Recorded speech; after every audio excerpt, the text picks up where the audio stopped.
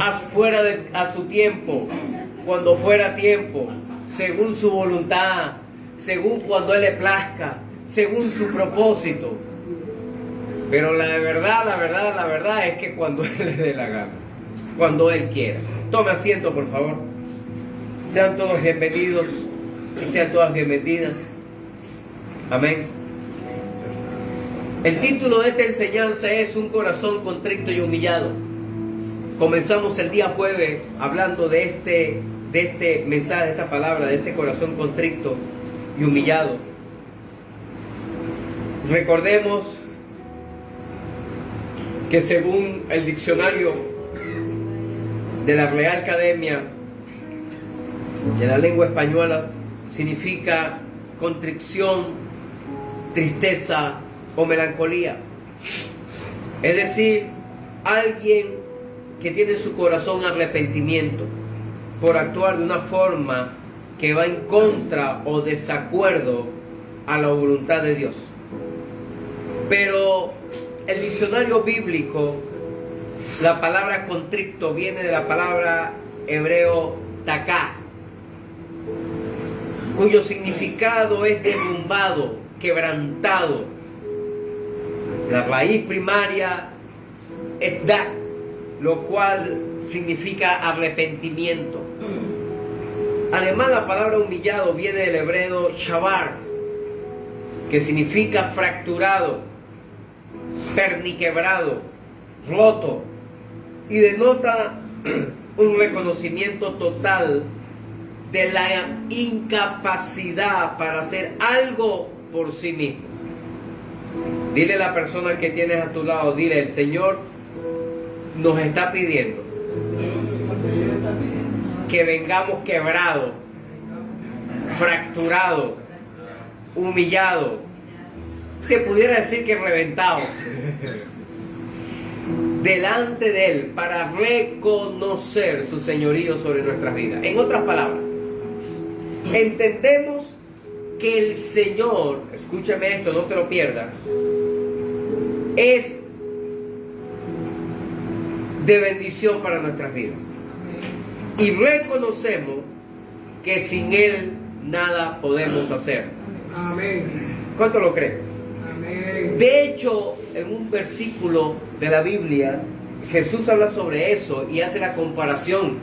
Y dice: nosotros, ustedes son los pámpanos y yo soy la vid, y apartado de mí está fregado. Te mueres, te seca, te marchita. Alejado de mí no puedes hacer nada. Por eso el Señor nos dice que cuando venimos a Él de esa manera, Él no nos desprecia. Y empezamos a hablar de algunas características de tener un corazón contrito y humillado. Número uno, lo primero que hablamos, y fue lo único que hablamos el día jueves, es qué es eso de tener un corazón contrito y humillado. Salmo 51, 17 dice: los sacrificios de Dios son el espíritu quebrantado. Al corazón contrito y humillado no despreciarás tú, oh Dios. Cuando el salmista David declaró estas palabras, es porque él venía pasando un proceso duro, en el cual fue confrontado por el profeta Samuel, según lo que estaba viviendo. Les resumo la historia. El hombre, un tiempo donde tenía que estar en la batalla, en la pelea, era durmiendo, descansando, distraído. Se levantó en la tarde, y en la tarde fue parándose, se asoma por el balcón de su reino, de su palacio, y vio una mujer que se estaba bañando. Y te lo voy a decir así para que me lo entienda, porque Reina Valera dice: y la vio y le agradó o le gustó. Pero seguro que David dijo: hermo, esa mujer está bien bueno yo. Y mandó a buscarla para hacerla su mujer. Por supuesto que la gente le dijo: pero mira, pero es que ella está casada. No me importa. es que la tipa está bien chévere. Mira, pero es que ese es una de tus de sus servidores, no me importa, dale. Es más, pues me la trae y punto. Se acostó con la mujer, la violó. Después se entera que la mujer sale embarazada. En ese proceso se da cuenta y dice, bueno, la solución es fácil, tapar el pecado. No arrepentirse, sino taparlo. Entonces llama a Urías, era el esposo de aquella mujer, y decide, bueno, Urías, mira, ven acá, tú has sido un siervo fiel, chévere, bueno, pero mira, tienes a tu esposa, vete con tu esposa, ¿verdad? Disfruta con ella, aprovecha ahorita, te voy a dar unos días de vacaciones, pues, para que la entiendan. Vaya, aprovecha, disfruta las vacaciones, y viene después. Él dijo, listo. Cuando Urías tenga relaciones con su esposa, la esposa después le diga, mira, estoy embarazada, Urías dice, listo, ahí tengo mi hijo. Y David dice, y todo queda tapadito. Resulta que Urías decidió ser fiel.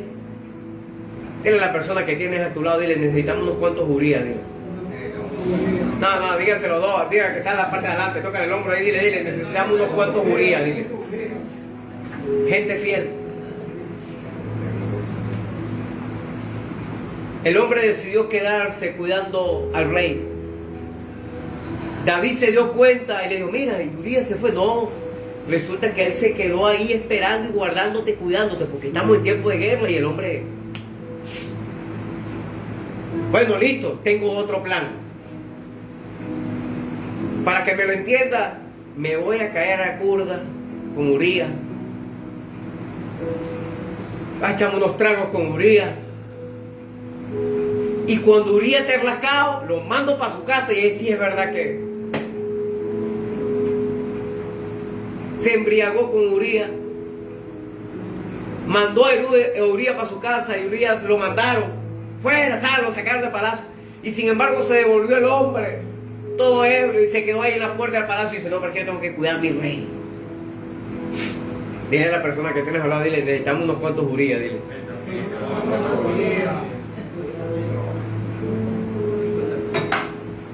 Sin embargo, después le preguntó, mira, Urías se fue para su casa. No, ven.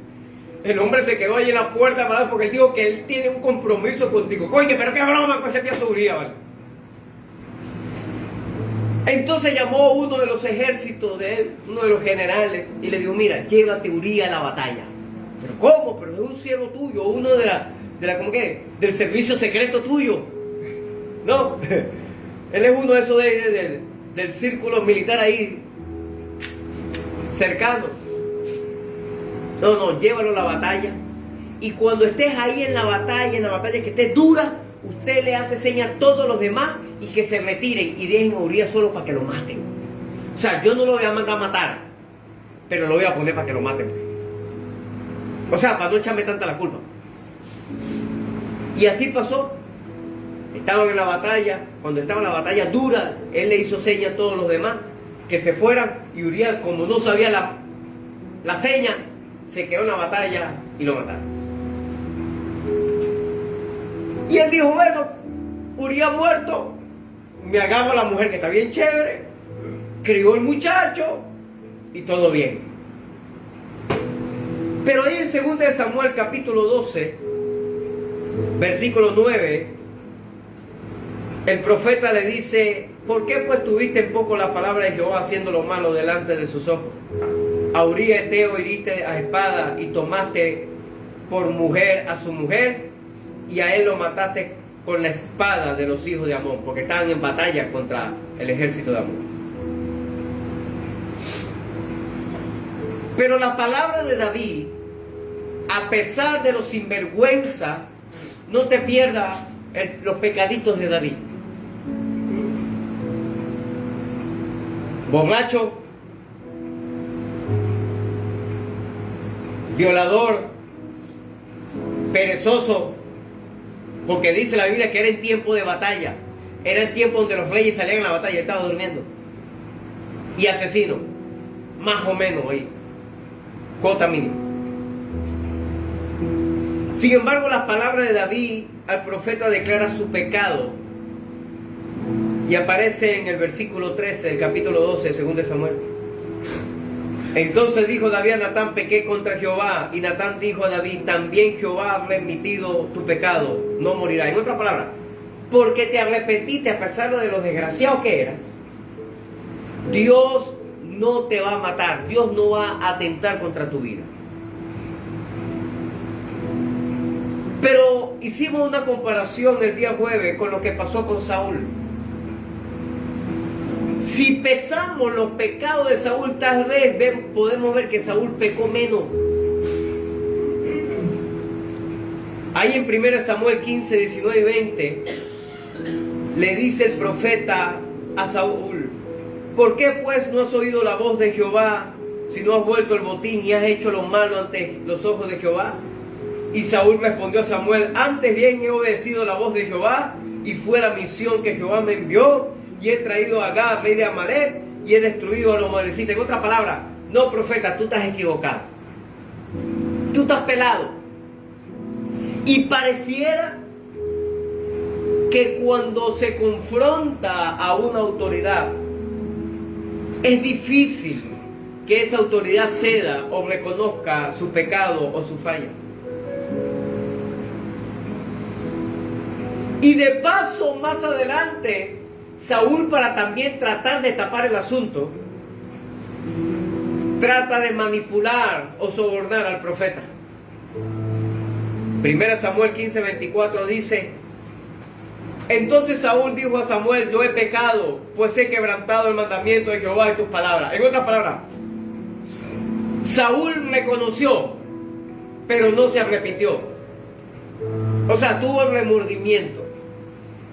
Pero dice, trata de justificarse, porque temí al pueblo y consentí la voz de ellos. En otras palabras, yo pequé por la culpa de los demás. ¿Cuántas veces usted ha escuchado eso en su vida? Porque la gente raramente dice: no, yo para qué, fue mi culpa de verdad. No, es que yo pequé porque fulano, perencejo, sutanejo. La otra vez alguien me comentó y me dijo que se había ido de la iglesia por culpa de otro hermano. Entonces yo digo, tu salvación era a través de tu hermano, no a través de Jesucristo.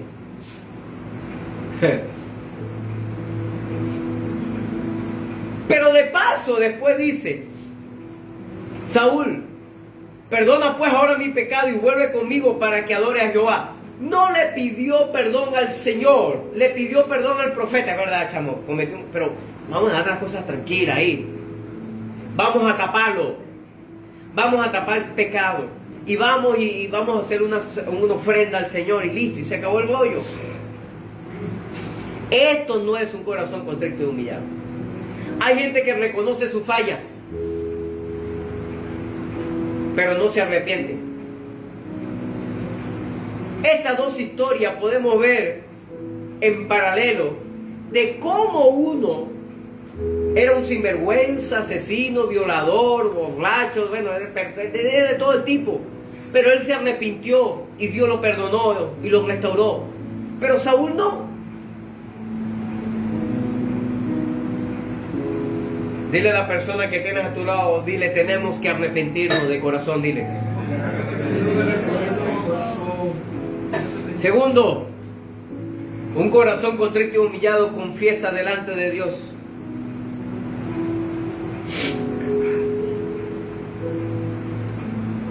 Un corazón contrito y humillado confiesa delante de Dios. Salmo 32:1 dice así: bienaventurado aquel cuya transgresión ha sido perdonado y cubierto su pecado.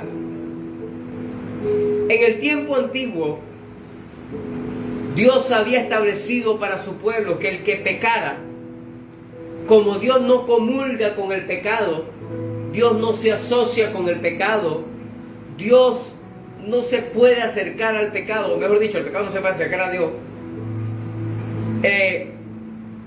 Para una manera Dios poder seguir hablando con su pueblo, el pecado tenía que ser cubierto con sangre. Por eso hacían los sacrificios de aquellos animales, de las ovejas, de las vacas, de los tórtolos, de las palomitas, de cualquier cosa, para cubrir el pecado. El último sacrificio con derramamiento de sangre que aceptó el Padre fue el sacrificio de su Hijo. De allí para acá, el Señor ya no acepta sacrificio, o sea, derramamiento de sangre, sacrificios muertos. Ahora el sacrificio que acepta es vivo. ¿Por qué? ¿Qué pasó entonces con lo que Dios decía antes? Que para cubrir el pecado y él poder manifestarse tenían que cubrir el pecado con sangre. Ahora cambió, ahora no le importa el pecado. No, ahora es más tremendo. Ahora usted y yo nos arrepentimos y la sangre de Cristo ya no cubre el pecado, lo limpia, lo quita. Entonces ahora es mejor. De ahí viene el término de la gracia. Que la gracia es un regalo inmerecido, algo que no nos corresponde. A los que están estudiando la escuela de líder, estamos ahí en ese proceso. La gracia viene de la palabra hebrea charisma, que su significado tiene que ver eso con un carisma, algo que la persona tiene sin merecerlo, que le cae bien o le agrada a pesar de lo sinvergüenza que es. Eso es gracia. Pero la gracia está fundamentada en la ley. ¿Qué significa esto? Significa que si yo no entiendo, analizo y estudio la ley, jamás podré disfrutar de la gracia. Cuando hablamos acerca del pecado, de las transgresiones que han sido perdonadas, David lo que está diciendo aquí es decir, podemos recibir perdón y nuestro pecado queda cubierto. Sin embargo, para llegar allí es necesario confesar delante de Dios nuestras transgresiones con un corazón contrito y humillado. Transgresión viene de la palabra transgredir. ¿Usted sabe qué significa transgredir? No, que fulano transgredió a sutano. ¿Qué significa eso? ¿Qué significa eso? Rompió la ley, quebrantó algo, dañó, perjudicó. Es eso, transgredir. Usted y yo cada vez que pecamos, transgredimos lo que Dios estableció en su palabra. David también dijo, en el Salmo 32, pero versículos ahora 3 y 4, mientras callé, se envejecieron mis huesos. Dile a la persona que tiene cerca tuyo, dile, mientras que no te confiesas a Dios, te pone más viejo. Dile, más abogado, dile, más anciano, dile. Yo no sé, usted se podrá reír, pero hay gente que vive en el mundo, en el pecado, en la inmundicia, en el alcohol, la drogadicción, y tienen 30 años y se ven más ancianos que uno. ¿Aló?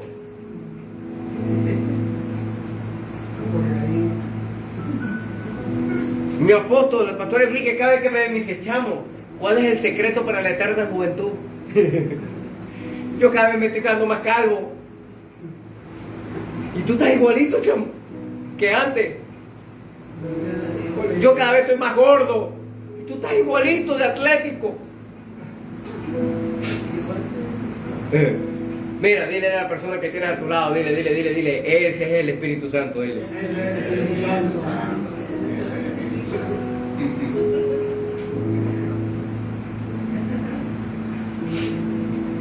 Porque la Biblia dice, David reconoce esto y dice, mientras callé, mientras que no confesé mi pecado, mientras que trataba de ocultarlo, me envejecía.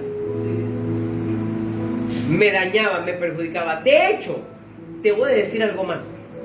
Mientras que usted y yo no confesamos nuestro pecado, el pecado tiene un peso sobre nuestra vida y nos daña, nos perjudica, nos enferma. Aló. Amén. Así que dile a la persona que tiene a tu lado, dile, nos conviene confesar los pecados, dile.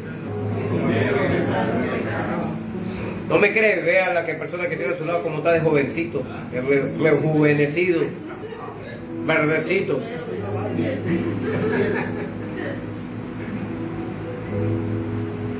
Dice, mientras callé, envejecieron mis huesos en mi gemir todo el día. ¿Sabe por qué? Porque se lamentaba. Oye, ¿verdad que sí? Mira. Y de paso, escúchame.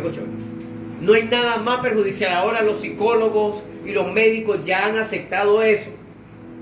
Y han dicho que la mayoría de las enfermedades, de hecho, dicen que más del 60%, casi el 70% de las enfermedades que se producen en el cuerpo humano son psicosomáticas.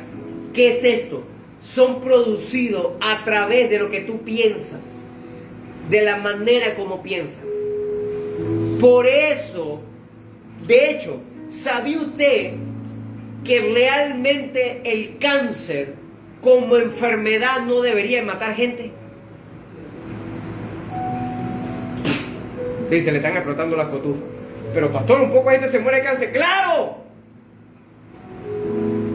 Por el hecho de que cuando a alguien le dice que tiene cáncer, de una vez dice, me voy a morir. Hasta aquí llegué. Ah, de esto no me sale. Mira, mi mamá se murió de cáncer, mi papá también, mi abuelo también. Dios mío, yo voy a perder cáncer, Dios mío, cáncer.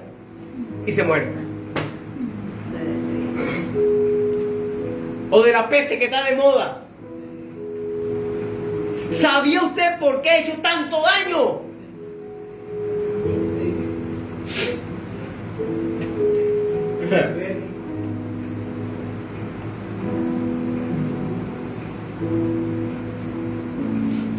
Llorando, lamentándose, me voy a morir hasta que llegué, que no sé qué broma. Eso afecta más. De hecho, se ha comprobado ya cuando la gente empieza a pensar negativamente o perjudicial, o se empieza a alimentar, se empieza a destruir las neuronas. Eso ya se ha comprobado. Pero la gente que, a pesar que puede tener alguna enfermedad real, verdadera, piensa en positivo, está conectado con Dios, siempre que está de deseo de vivir, de echar para adelante. Médico, yo no sé, te ibas a morir como en 6 meses, ya han pasado 6 años, ¿qué pasa?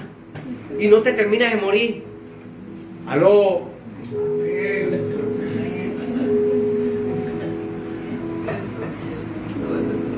¿Sabe cuál es el problema? La manera como analizamos. Hey, David hace unos como 3.000, ¿sí? 3.000 y pico de años antes, ya sabía esto y dice, mientras que yo callé en mi pecado, mientras que en mi mente me jugaba ese juego sucio de, mira, pecaste, viste, sinvergüenza, porque de paso Satanás aprovecha eso. No me digas que vas a ir para la iglesia ahora con tu cara muy lavada como que si no hubiese hecho nada, sinvergüenza. Porque primero trata de seducirte, pero aprovecha, una no te hace daño. Tómate una cervecita, aprovecha ahorita. Para el brindis, pues, para el brindis, para la calor. No, ahorita está haciendo frío. Ayer estuvimos por allá por el pueblo de Miranda, cerca de Juma. Está haciendo un frío, la lluvia sabrosa. No, pero date un pase ahí nada más, vale. Con una no te vas a dañar. Hombre, cuéntate con esa mujer, mira, aprovechala. La tipa que siempre te ha gustado, mira, ahora te vas a pelear ese boche. Dale. Después que la persona peca, entonces pues viene Satanás, pues, entonces, porque él es el acusador. Ay, entonces eres sinvergüenza. No me digas que ahora vas a ir a la iglesia con tu cara bien lavada, con que no pasó nada ya. Viste que es un tremendo sinvergüenza, viste que no sirve como cristiano, viste, está viendo. Porque mira, estás viviendo esa, mira lo que pasó ahora. ¿Está viendo? Porque Satanás trabaja de esa manera, trata de seducir primero y después que la persona cae, le da con el bate. Sinvergüenza. Y entonces empieza la batalla en la mente. Y empieza, me siento mal, me siento triste, me siento sin fuerza, me siento como que desganado. O sea, que no tiene ganado, que no tiene plata. No es el término de ganado. Mira cómo sigue diciendo David. Porque de día y de noche se agravó sobre mí tu mano. Pero no era la mano de Dios perjudicándole. No. En el tiempo antiguo se creía que lo que me pasaba a mí, era que Dios hizo algo bueno en mí, si era bueno. Y si era malo, es que Dios lo hizo lo malo. Y la verdad sabemos que no es así. Lo que pasa en mi vida es consecuencia de mis acciones, sea bueno, sea malo. Que Dios me pueda ayudar para bendecirme, ok, pero jamás Dios me va a maldecir o me va a perjudicar o me va a dañar. Eso es simplemente consecuencia del pecado. ¿Está aquí conmigo? Después dice, se volvió mi verdor. Un chamo joven, atlético, vigoroso, en sequedades de verano. Dile a la persona que tiene cerca, dile, el pecado te seca, dile.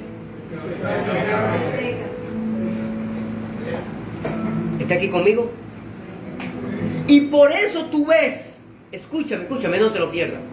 Por eso tú ves una persona que tuvo un día en la droga, en el alcohol o en cualquier, en el pecado, una cuestión, y viene a Cristo, Dios empieza a transformarlo y tú lo ves distinto. Pero ¿qué tiene? Aló. Porque Dios comienza un proceso de regeneración, inclusive en su cuerpo. Aparte la presencia del Espíritu Santo, que uno puede ser más feo y más peligroso que una pelea de machete en un ascensor.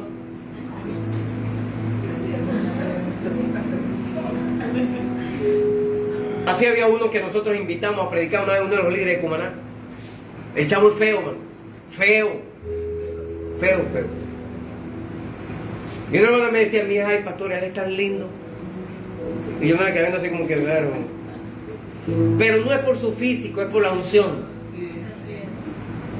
La Biblia dice que la palabra de Dios, que la presencia de Dios hermosea el rostro. Vea el hermoso, la hermosa que está a su lado. Aló. ¿Está aquí conmigo? Nuestra vida no es la misma porque cuando hemos conocido a Dios y hemos claudicado, las consecuencias de desobedecer a Dios se agrava sobre nosotros. No podemos sentir gozo. Nada puede llenarnos. Hay un vacío en nuestro interior que solo Dios puede llenar. La canta nuestro amigo y salsero Posto de la Salsa, José Papo Rivera. Por cierto, anda por ahí por Venezuela. En estos días estuvo en Cumaná y en estos días estaba por Caracas, creo. Por eso él sacó esa canción. Ese vacío, vacío, lo llenó Jesucristo. Ese vacío, vacío, lo llenó mi Señor. Solo ese vacío tiene forma de Dios en nuestros corazones. ¿Aló? En este caso, necesitamos acercarnos a Dios con un corazón contrito y humillado. David reconoció y entendió esto. Por lo antes puesto, David decide confesar su pecado. Dice, porque mientras que me esté callado, mientras que no confiese mi pecado, mientras que no me pongas a cuenta con Dios, me voy a envejecer más de la cuenta. No en su estado natural o normal del ser humano, sino que el pecado destruye. Dile a la persona que tienes a tu lado, dile, el pecado destruye. Vaya conmigo, Salmo capítulo 32, versículo 5.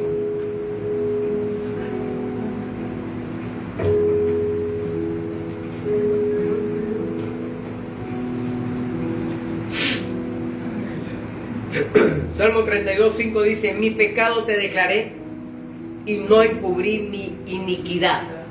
Dije, confesaré mis transgresiones a Jehová, y tú perdonaste la maldad de mi pecado. Levanta tus manos al cielo y diga conmigo, gracias Señor, gracias, Señor, por haber perdonado mis pecados. David supo y entendió que mientras que callaba su pecado, andaba vuelto loco por ahí. No encontraba, como dicen por ahí, de qué palo ahorcarse. Andaba desesperado, angustiado, porque sabía que se había dañado, sabía que se había perjudicado. Y entonces él decía, pero bueno, ¿qué puedo hacer? Fácil.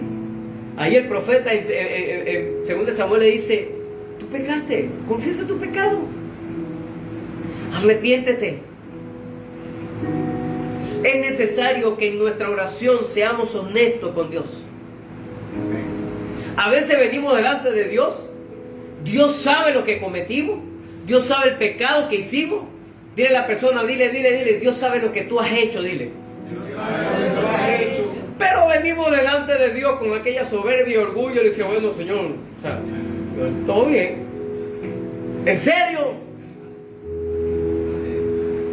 Salmo 51:6.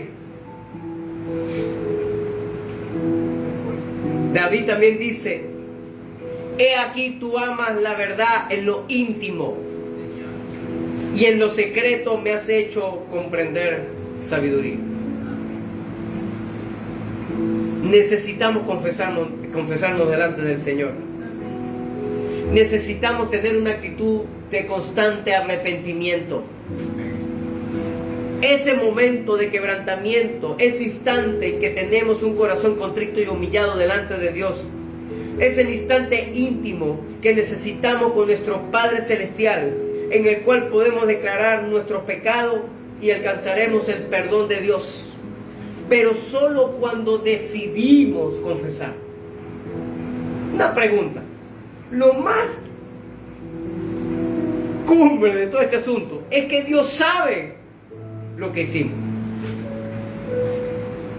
Y a veces venimos diciéndole eso, bueno, Señor, tú sabes lo que yo hice. ¿Sabes? No, pero el Señor dice, confiesa. Confiesa. De hecho, por eso a veces nosotros recomendamos, porque la gente a veces es duro para confesar a Dios, que vaya donde su autoridad, donde su pastor y confiese los pecados. Porque a veces venimos, bueno, Señor, tú sabes que yo, metí la pata por allá, pero ¿sabes? Bueno, tú sabes ya. Pero cuando estamos delante de una persona que representa la autoridad de Dios, entonces no, la verdad es que fui para allá y le eché el cuento. Porque cuando hablamos con alguien pareciera que, como hay una persona, sí tengo que decirle cómo es, pero como es Dios, no me importa. Y de hecho debería ser totalmente al contrario. Pero por lo menos esa figura de autoridad sobre nuestra vida es una bendición para nosotros, para confesar nuestro pecado. Porque si nos cuesta hablar con Dios, nos va a costar mucho más escuchar la voz de Dios o entender qué es lo que Dios tiene para decirnos. El espíritu de David fue quebrantado. Un corazón contrito y humillado lo empujó a confesar el pecado que había cometido con Betsabé, con aquella mujer que vio bañándose y dijo, esa mujer está bien chévere. Dios quiere que seamos renovados en nuestro interior. Debemos confesar nuestros pecados y apartarnos del mal para poder agradar a Dios y ser un sacrificio grato delante de Él. Amén. Sacrificio vivo. Para aclarar, no necesitamos derramar sangre de nadie para agradar al Señor. Ahora tu sacrificio y mi sacrificio tiene que ser vivo, sin lastimarnos, sin dañarnos. Me llama la atención profundamente de que en los tiempos próximos que están por venir, ahora en diciembre o en Semana Santa, la gente hace ciertos sacrificios humanos para tratar de agradar a Dios. Algunos se separan un tiempo de su familia, otros se ponen una corona, dígame, en lo que llaman la Semana Santa, o la mal llamada Semana Santa, porque yo creo que de santa lo menos que tiene es eso. Yo creo que todas nuestras semanas tienen que ser santas. Amén. Y se viste más o menos así como tal vez que la pastora Vale.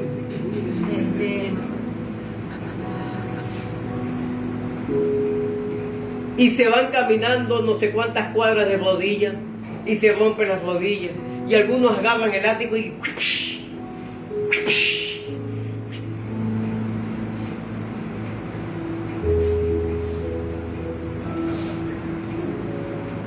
¿quieres hacer un sacrificio que le agrade a Dios? No peques más. Amén. ¿Quieres hacer un sacrificio que le agrade a Dios? Párate a las 3 de la mañana a orar. Amén. No, amén. ¿Quieres hacer un sacrificio a Dios? Métete 3 días de ayuno corridos, orando, clamando. Amén.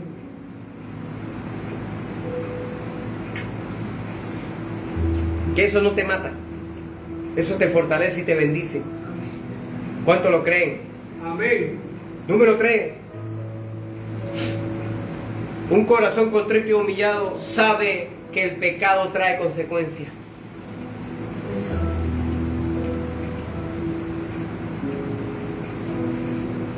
Un corazón contrito y humillado sabe que el pecado trae consecuencias. Según de Samuel capítulo 12.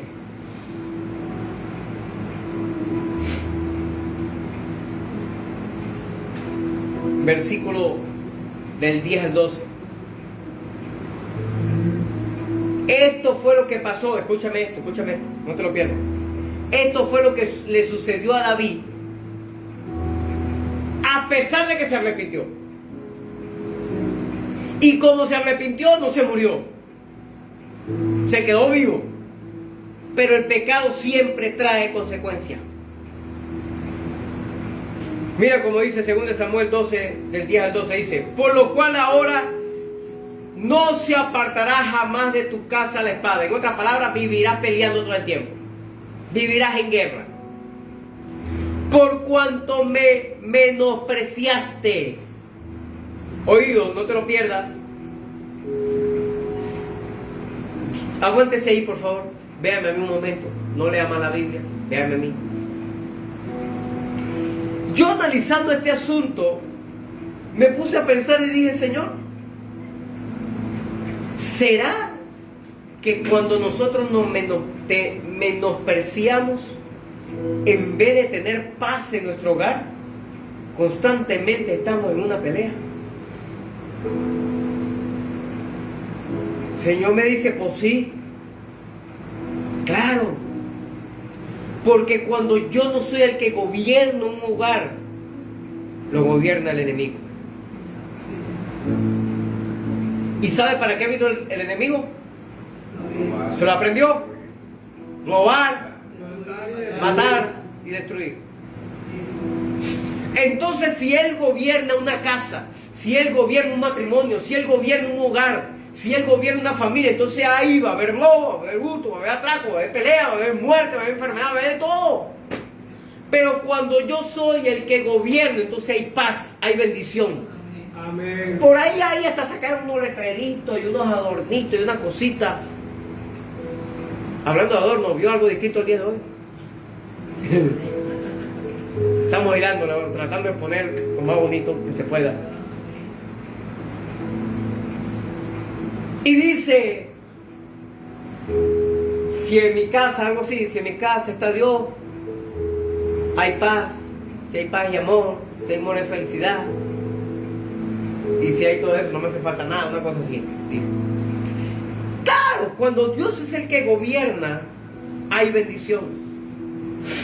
Pero escúchame, por eso el profeta se lo dice a David, le dice: menospreciaste a Dios. En otras palabras, decidiste hacer lo que a ti mejor te parecía. Ahora vas a tener batalla, guerra en tu casa todo el tiempo. No se apartará la espada de tu casa. Dice: y tomaste la mujer de Uría Eteo para que fuese tu mujer. Así ha dicho Jehová: he aquí, yo haré levantar el mal sobre ti de tu misma casa. No te lo pierdas, los propios hermanos, hijos, tíos, primos, sobrinos, abuelos, hasta la misma gente se iba a levantar en contra de él. Y no te lo pierdas, así sucedió. Y dice: Y tomaré tus mujeres delante de tus ojos, no te lo pierdas, y la daré a tu prójimo, el cual yacerá con tus mujeres a la vista del sol. O sea, todo el mundo se va a enterar que tus esposas te montan cacho.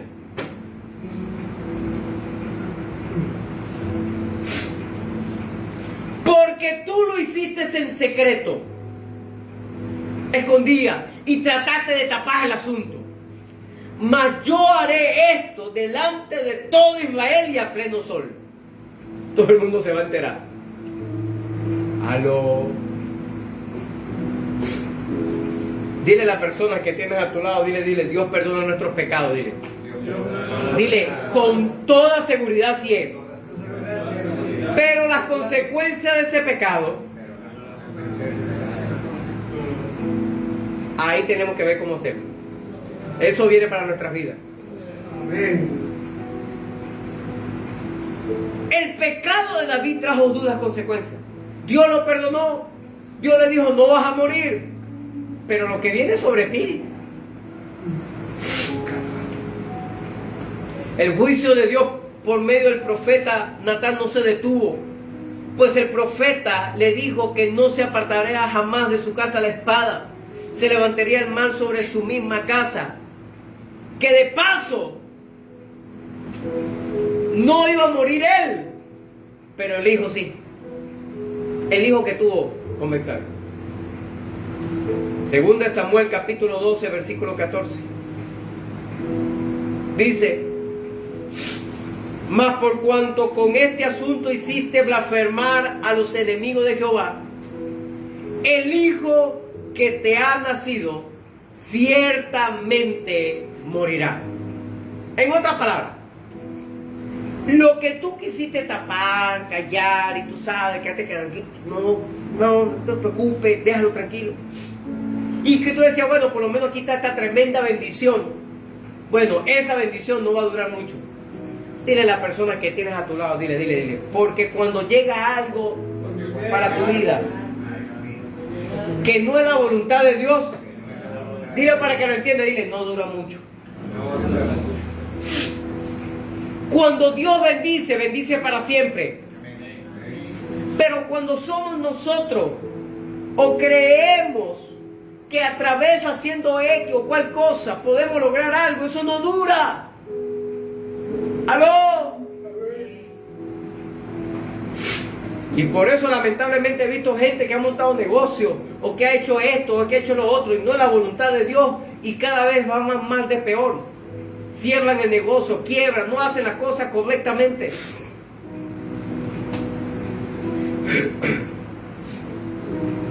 Pero levante su mano al cielo y diga conmigo, Dios es bueno. Dios es bueno. Diga conmigo, full time. Todo el tiempo.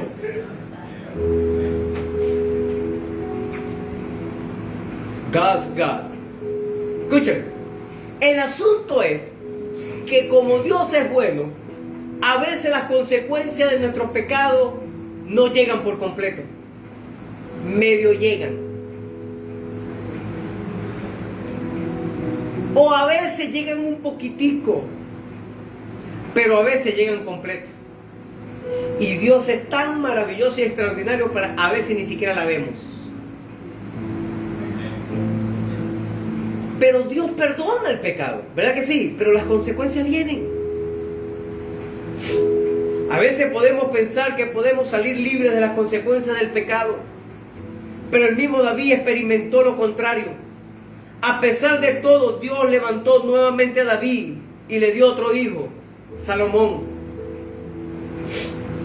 de la misma mujer, Betsabé, para que se sentara en su trono. Pero tuvo que pasar un proceso durísimo. Por eso un corazón contrito y humillado como el de David trajo misericordia de Dios para su vida. Se murió el hijo después. De hecho, en estos días atrás de la serie que teníamos anterior hablamos sobre eso, ¿se acuerdan? ¿Se acuerdan de eso? Que él se levantó y empezó a ayunar y empezó a clamar y se rasgó el vestido, la vestidura y se vistió de cilicio y todo aquello y no comía ni bebía, sino puro llorando y clamando para que Dios diera misericordia y por eso se murió el hijo.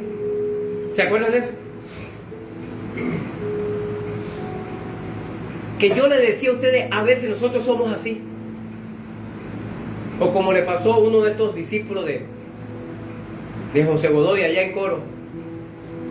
No, yo me puse a ayunar, a llorar, y como Dios no me dio $100, 120, no así, no voy más para la iglesia. No voy más. Porque Dios no hizo el milagro. O sea, tu salvación vale eso. $100. ¿En serio? O como nos dijo una hermanita, nosotros recién comenzando la iglesia, acá en San Diego. Oh, pastor, yo vengo a la iglesia otra vez cuando Dios me dé mi casa. Yo le dije, no vas a regresar más nunca. Porque tú no puedes manipular a Dios para que Dios haga algo. Dios es soberano y Él hace lo que a Él le place. Entonces queremos venir delante de Dios así de esa manera.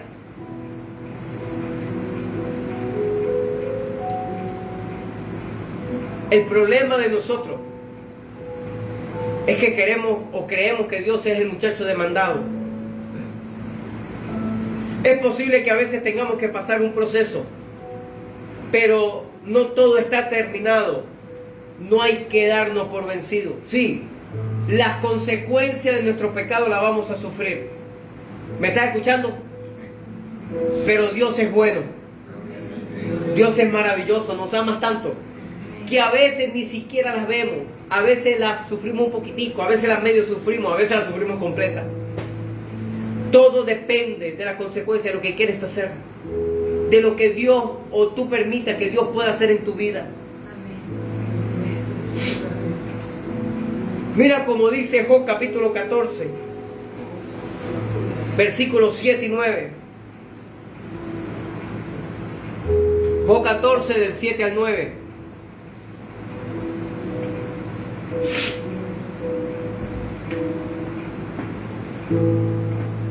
Y esta es una palabra profética que nuestro apóstol Enrique Villalba nos dio.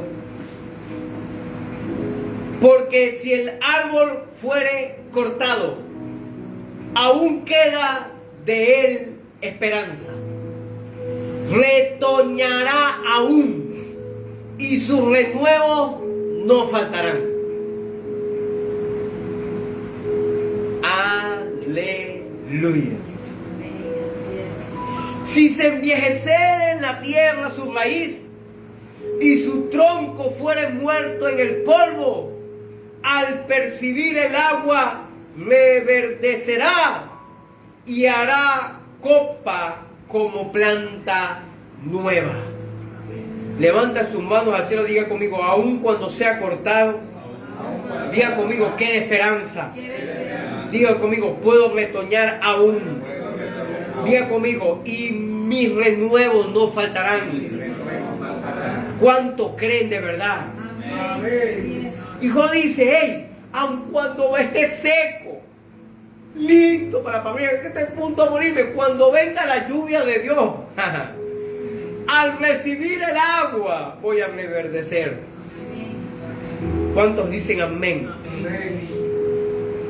Y hará copa como planta nueva. O sea, le saldrán hojas, le saldrán flores, le saldrán frutos. ¿Cuántos dicen amén? Usted podrá decir, pastor, es que usted no tiene ni idea de el pecado que yo he hecho. No lo sé tal vez. Pero lo que sí estoy seguro, y estoy convencido y estoy claro de eso, es que si nos arrepentimos de corazón, Dios nos perdona y nos renueva. Amén. Y aun cuando podamos pasar consecuencias de nuestro pecado, Dios es poderoso, maravilloso y nos ama tanto que hará cosas para bendecirnos, para librarnos. Muchas veces pecamos, escúchame, y no sufrimos ningún tipo de consecuencia. Pero no todo el tiempo es así. A veces nos sentimos cortados sin estarlo. Pero aunque así estuviéramos, todavía queda esperanza de retoñar y de ser renovados. Porque un corazón contrito y humillado Dios no lo desprecia. ¡Aló! Así es. El hombre sin Dios, el ser humano sin Dios, la mujer sin Dios, es cortado. En otras palabras, no podemos avanzar mucho. Pero el ser humano que beba del Espíritu Santo de Dios, que es el agua de vida eterna, puede ser renovado. Por eso está aquella canción, nuevamente. ¿Sabes cuando Fran estaba chiquito? Señor Jesús, ya no quiero ser igual. Nuevamente, Señor Jesús. ¿Cómo es que más que dice? Pon en mí tu corazón, porque todo lo que hay dentro de mí necesita ser cambiado, Señor. Porque todo lo que hay dentro de mi corazón necesita más de ti. Usted se lo sabe también, usted de esos tiempos. Necesitamos ser renovados por el Espíritu Santo. ¿Cuántos dicen amén? Así que si hemos fallado a Dios, nunca olvidemos que un corazón contrito y humillado no desprecia Él. Pero lealle cuando venimos quebrados. De verdad, cuando venimos en pedazos. No por la situación económica que estamos pelando y comiendo en un cable, no por la enfermedad que se pudiera estar pasando. No, no, no. Con el corazón. Número 4. Un corazón contrito y humillado hace sacrificio para Dios.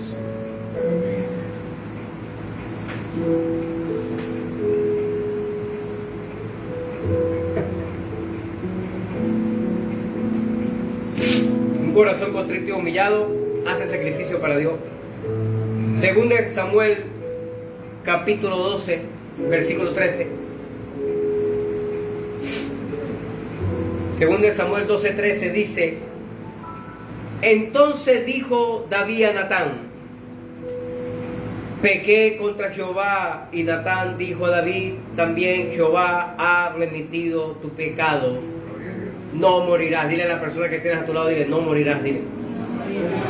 Dile, sino que vivirás y verás las promesas del Señor sobre tu vida. ¿Cuánto lo creen esta mañana? David tenía las condiciones para ofrecer a Dios mucho sacrificio de animales. Era un hombre rico, de muchas riquezas por su pecado. Tenía la oportunidad de dar, oro, plata, incienso. Tenía la oportunidad de dar cualquier cantidad de animales, de vacas, de ovejas, de ganado, cualquier cosa. Pero David conocía que para Dios era mejor un espíritu quebrantado y un corazón contrito y humillado, un corazón obediente. Porque él entendió y supo lo que pasó con Saúl. Que Saúl quería venir a traer ofrenda y le decía: bueno, yo voy a traer aquí una ofrenda para alabar a Dios, aleluyamente, a lo que se mueve. Y el pecado, cuando lo confesamos, calladito, tranquilo, que nadie se entere, aquí. Y escúchame, yo posiblemente a veces puedo caer mal como pastor. Porque una persona, diezme o no, ofrende o no, dé las primicias o no, ayude o apoye financieramente la iglesia, la casa de Dios o no, me apoya financiera a mí o no, yo soy responsable por su vida, para que viva en santidad. Porque la Biblia dice que el Señor me va a pedir cuenta por usted. ¿Aló? Y por eso la mayoría de la gente que tiene cierta capacidad económica y es confrontado con su pecado, determina o decide apartarse de la iglesia, determina dejar que yo sea su pastor, ya no. ¿Sabes por qué? Porque yo no puedo quedarme callado. Y por eso, dile a la persona que tiene al lado, dile, por eso a veces el pastor cae mal. Dile.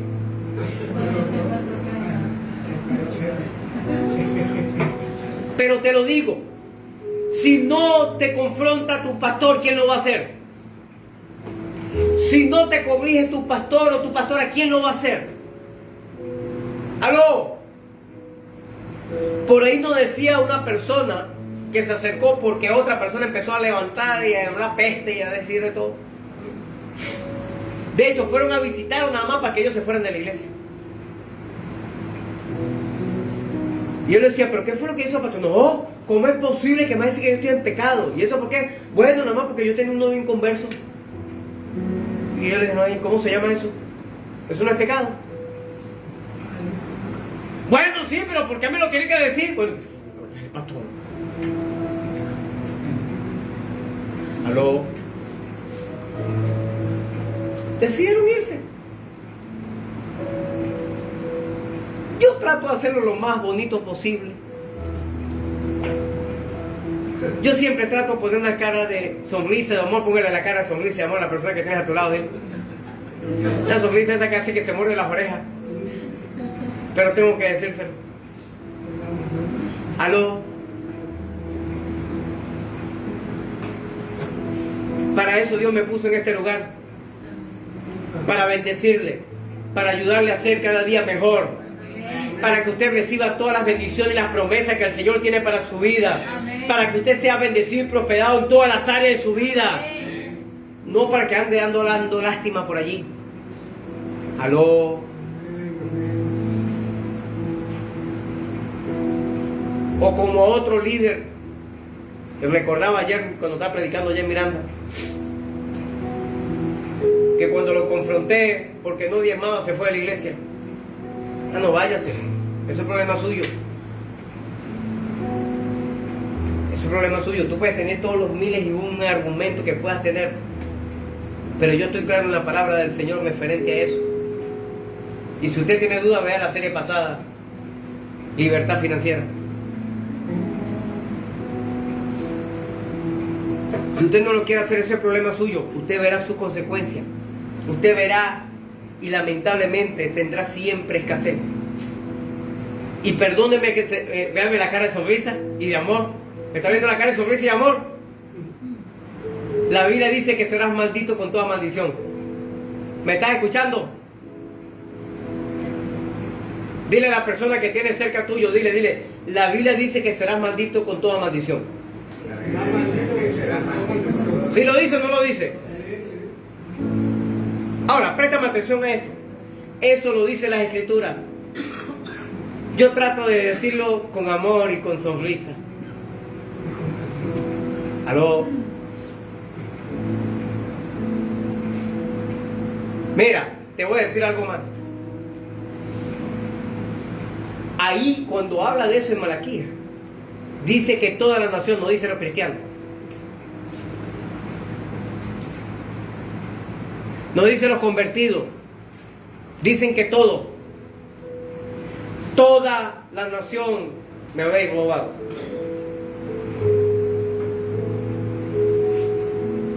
Así que es posible que dentro de la iglesia haya un poco de ladrones. ¿Lo dice la Biblia o no lo dice? Sí, yo sé que a veces estas son cosas que no le agradan a algunos, pero bueno, eso es bíblico. ¿Qué tengo que hacer?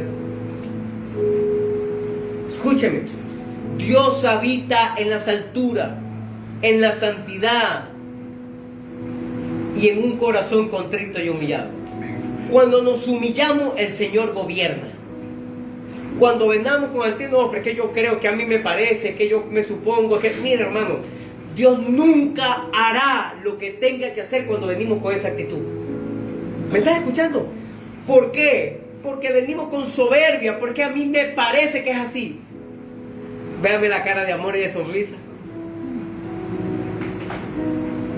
Seguro que Dios puede decir, y te lo voy a decir de esta manera, a mí que me importa lo que tú creas. A mí lo que me importa es lo que dice la palabra de Dios. Aló. Ayer hablaba con Jorge, me acompañó para mirar el día de ayer, y hablamos acerca de esas cosas y cómo se han levantado argumentos, no solamente a nivel financiero, sino a nivel de todo. He escuchado inclusive personas que dicen que hasta no es necesario ya ni siquiera congregarse, porque como yo soy la iglesia de Cristo, yo donde estoy vivo bien y aleluyamente a lo que se mueve. En serio, o sea que la palabra de Dios está equivocada cuando dice no dejéis de congregarse como algunos tienen por costumbre. Aló. Pero cuando Satanás quiere manipular, lo hace como sea.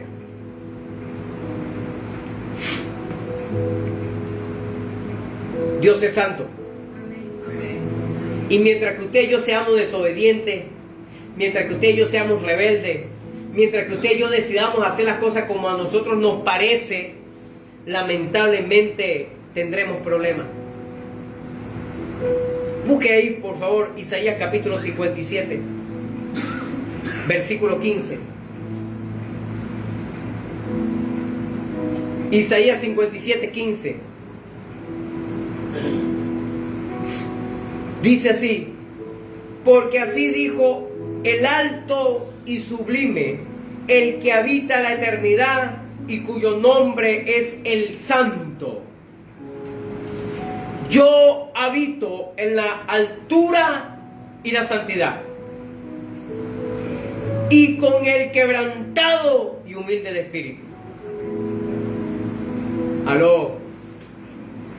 Para hacer vivir el espíritu de los humildes y para vivificar el corazón de los quebrantados.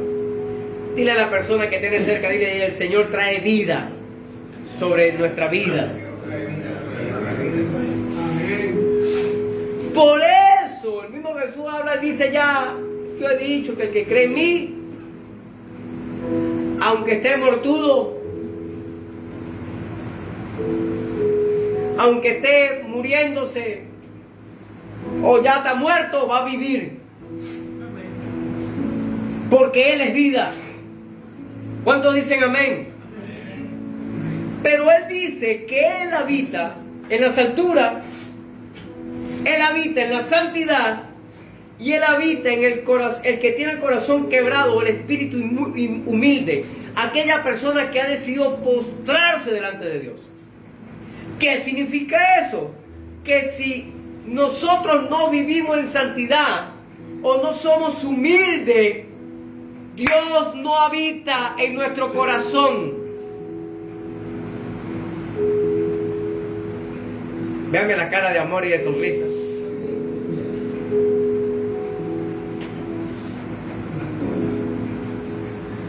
Es así. El problema es que nosotros creemos que Dios puede hacer bendiciones, puede traer bendiciones, restauración, sanidad en nuestra vida, como nosotros anhelamos y queremos, pero queremos seguir viviendo en pecado. Dile a la persona que tiene a tu lado, dile, haciendo lo que me da la gana, dile. Vamos, dígaselo, sí, dígaselo, sí, dígaselo.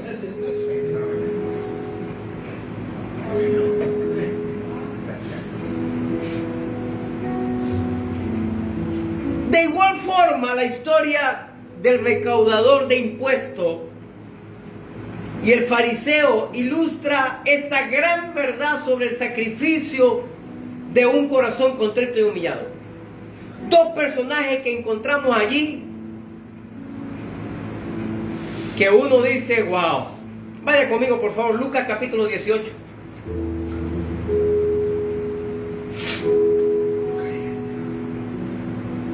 Lucas capítulo 18,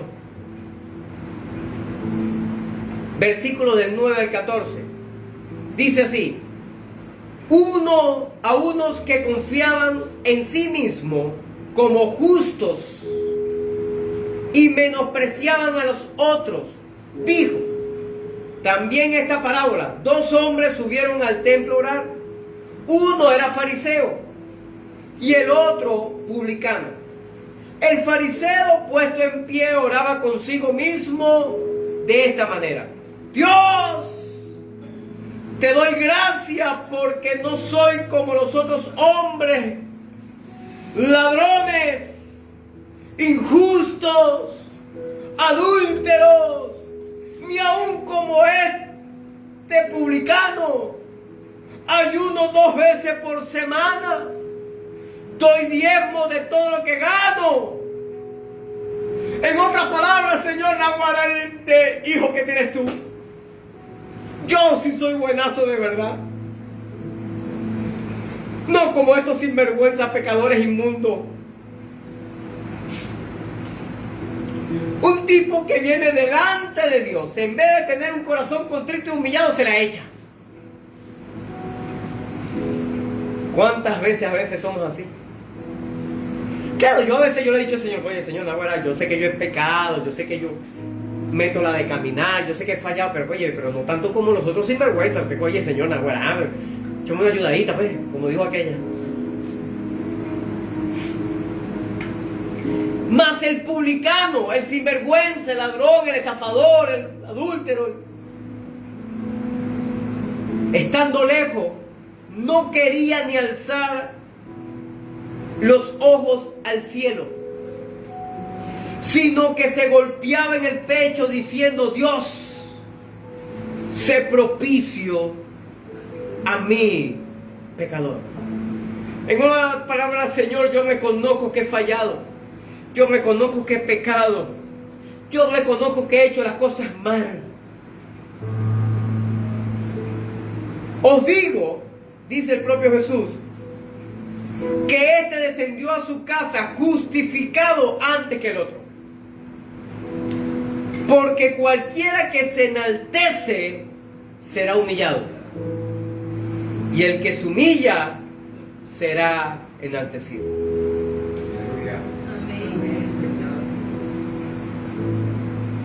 Escúchame esto, iglesia.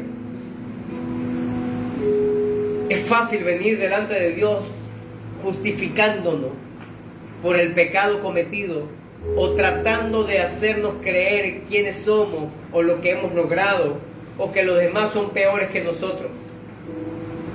Pero no podemos hacer así delante de Dios. Tenemos que venir con un corazón contrito y humillado, como lo hizo el publicano, como lo hizo el hombre que sí había pecado a lo mejor, y tal vez más que el otro, más que el fariseo. Claro que sí, pero el fariseo no vino con un corazón contrito y humillado. Empezó a jactarse todo lo que hacía, todo lo buenazo que era, todo lo chévere, todo lo santo, todo lo perfecto. Aló. Pero el otro lo que hizo fue postrarse delante de Dios. Se humilló delante de Dios, y por eso el Señor después con esta parábola dice: si tú te humillas, yo te voy a exaltar. Pero si te exalta,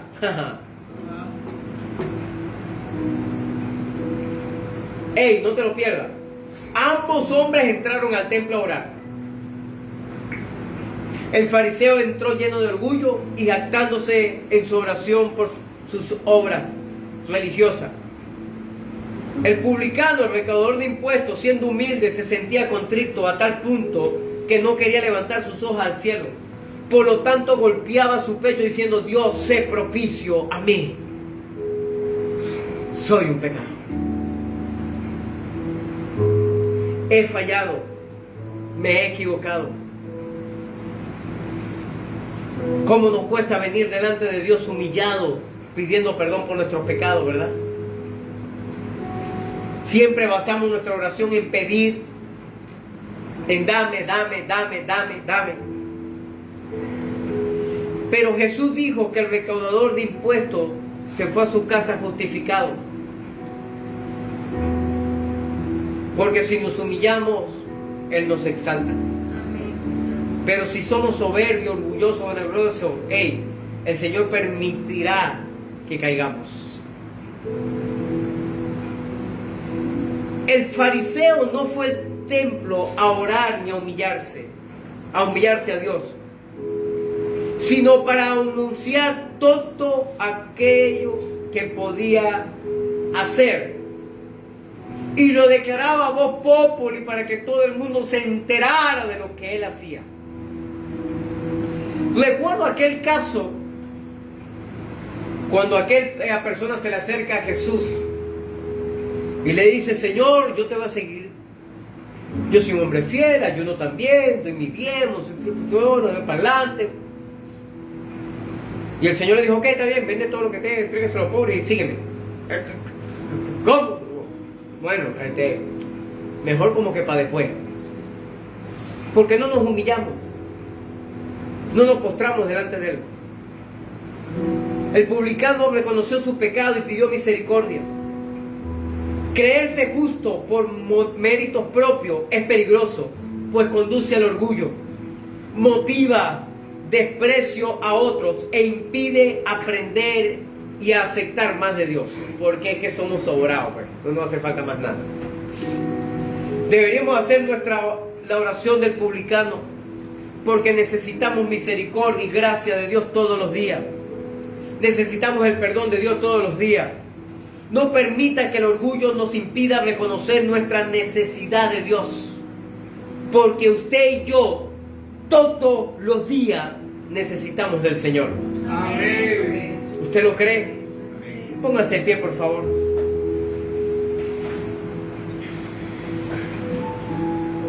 Escuche esto.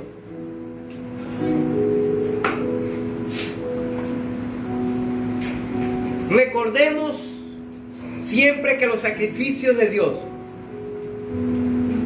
el mayor de los sacrificios, son el espíritu quebrantado y un corazón contrito y humillado a Dios. Nunca lo despreciará. Samuel le dice a Saúl de esta manera: para Dios es más importante la obediencia que el mayor de los sacrificios que tú puedas darle. Diga conmigo: es mejor obedecer. Es mejor obedecer. Cuando Dios nos habla acerca de esto, nos lo dice de una manera, escúchame, que podamos entender y analizar y comprender lo que Él quiere. Mucha gente puede traer riquezas para Dios, para su obra, para su casa. Pero ¿de qué le vale eso si no son humildes? Eso no va a ningún lado. ¿Me estás escuchando? Por la simple y llana razón de que para Dios es más importante la obediencia o un corazón contrito y humillado que las mayores de las ofrendas del corazón orgulloso y vanaglorioso. Levanta tus manos al cielo, por favor. Escuche esto, iglesia. ¿Cuándo fue la última vez que lloraste ante la presencia del Señor? ¿Cuándo fue la última vez que te quebrantaste delante de Él? No por el problema que estabas viviendo, no por la enfermedad que estabas pasando, el dolor en tu cuerpo, no por la situación difícil, no, sino que te quebraste delante de Dios como humillación, que lloraste ante su presencia. A veces nos parece fácil llorar cuando recibimos algún milagro financiero por la emoción. A veces lloramos, es fácil cuando tenemos la pérdida de un ser querido o de alguna posesión importante. Y parece que fuera fácil llorar así de esa manera. A veces lloramos de la emoción cuando nuestro equipo de fútbol, de béisbol gana, o nuestro deportista favorito hace algo extraordinario, lloramos de la emoción. Pero qué duro es difícil llorar ante la presencia del Dios Todopoderoso. Escúchame esto, iglesia. Hoy es una mañana de quebrantamiento. ¿Me estás escuchando? Hoy es una mañana para llorar ante la presencia del Dios Todopoderoso. Para llorar ante del trono de la gracia de Dios. Hoy es una mañana para humillarnos delante de Él. Para venir con un corazón quebrado, contrito y humillado. Para venir con un espíritu en pedazos.